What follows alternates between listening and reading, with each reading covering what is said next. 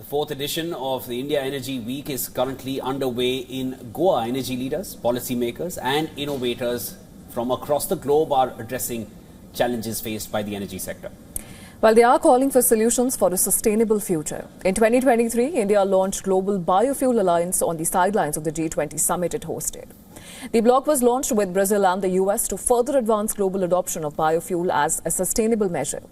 19 countries and 12 international bodies are part of the multilateral alliance. WION's correspondent Dharamjot Kaur spoke to the top officials of the Global Biofuel Alliance, and this is what they had to say. Listen in. The GBA, or the Global Biofuel Alliance, is not just seen as an environmental club, but as a critical tool in providing geopolitical stabilization in so many areas that we see. It's like if you take at, we call it the global energy trilemma, not even dilemma, a trilemma.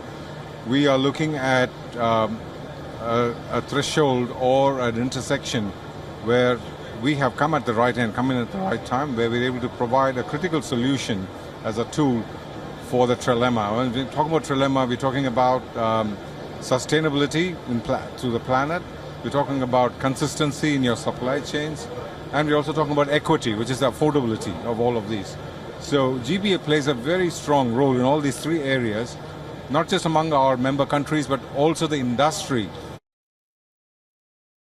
Energy independence and, of course, multilateralism, in my opinion, they go hand in hand.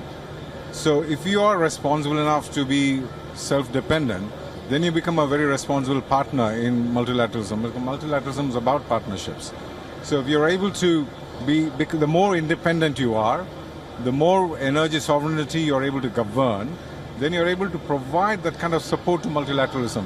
And I see that India and certain other countries around the world that you see are able to successfully do this both and bring this mix together. So the more energy independent I am, I've got the model to showcase to, for instance, a small island state, or as a developing nation giant that India is, by being able to provide this kind of modeling, that by becoming more self-reliant, I'm able to then showcase this model to other developing nations or underdeveloped nations or to the small island states.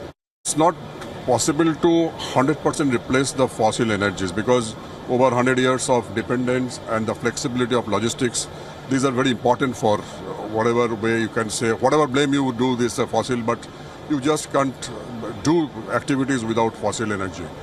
But whatever best possible, like today India is doing 20% blending in ethanol, in petrol, and which was only 1%, even less than 1% in 13 years back, in 2012 when I took over ethanol journey for the country as a coordinator, and Ministry of Petroleum, the interactions with that, and the Prime Minister's office. So this has become a journey which in 12 to 13 years time from almost 1% came to 20%. So this is going to happen for the biogas also. What is started today, it's almost 1% we have reached. But this will be faster. Because, by the time the technologies, then, blockchain technologies, then artificial intelligence, all those things are coming in that logistics. And the major advantage of biofuel, which we are driving from Global Biofuel Alliance, is the logistics is already available. Logistics mode of transportation is already available.